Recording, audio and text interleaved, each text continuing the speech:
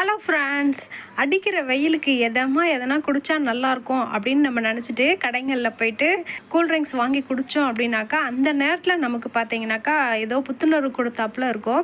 ஆனால் இயற்கையிலே நிஜமாகவே நமக்கு இந்த வெயிலுக்கு வரப்பிரசாதமாக சில பழங்கள் இருக்குங்க. அதை நம்ம சாப்பிட்டோம் வாரத்தில் ஒரு நாள் 2 நாள் அப்படின்னா நம்ம உடம்பை பார்த்திங்கன்னா ஐஸ் போல் சில்லுன்னு வச்சுக்கும். வெயில்னால வர வியாதிகள் எதுவுமே நம்மளை தாக்காது. அந்த மாதிரி அரிய வகை பழங்களை நம்ம தெரிஞ்சிக்காமல் இருக்கிறதுனால தான் நம்ம அதை பற்றி சாப்பிட மாட்டேங்கிறோம். பெரும்பாலானவங்களுக்கு இந்த பழம் எங்கே இருக்குது, கிடைக்குமா கடைகளில் அப்படின்றதே தெரியாது.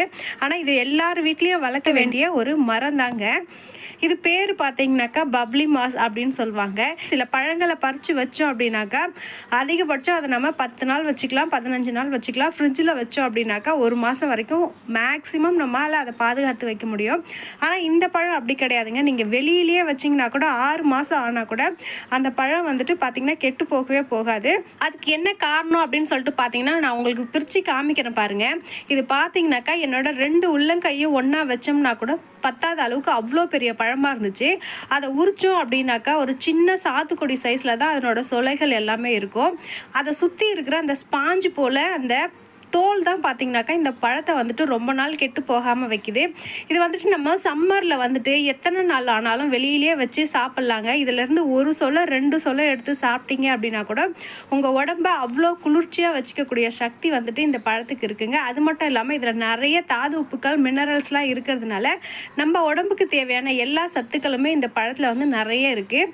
அப்புறம் இந்த பழத்தில் இன்னும் ஒரே ஒரு மைனஸ் பாயிண்ட் என்ன அப்படின்னு சொல்லிட்டு நம்ம பார்த்தோம்னா இது ரொம்ப குளிர்ச்சி தரக்கூடிய ஒரு பொருள். அதனால் கோல்டு உடம்பு சீதளம் இருக்கிறவங்க அவங்களாம் இந்த பழத்தை சாப்பிட்றது தவிர்த்துக்கணும். மற்றபடி இந்த பழத்தில் எந்த சைடு எஃபெக்ட்டுமே கிடையாதுங்க. நம்ம வெயிலில் அடிக்கடி போகிறவங்க உடல் சூடு ஏற்படுது அப்படின்னாக்கா கண்டிப்பாக நீங்கள் எல்லாருமே விரும்பி சாப்பிட வேண்டிய பழம் இந்த பப்ளி மாஸ் தாங்க.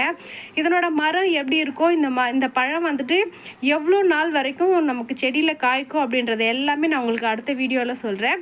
நான் இந்த பழம் மட்டும்தான் எனக்கு பறித்து உங்களுக்கு கட் பண்ணி காமிக்கணும் அப்படின்னு நினச்சேன்.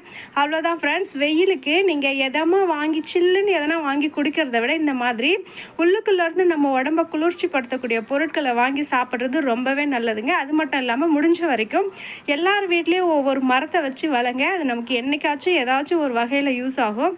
அவ்வளோதான் ஃப்ரெண்ட்ஸ். இந்த வீடியோ பிடிச்சிருக்கு அப்படின்னாக்கா மறக்காமல் எங்கள் சேனலை லைக் பண்ணுங்கள், ஷேர் பண்ணுங்கள், சப்ஸ்கிரைப் பண்ணுங்கள். அடுத்த ஒரு வீடியோவில் பார்க்கலாம். தேங்க்யூ.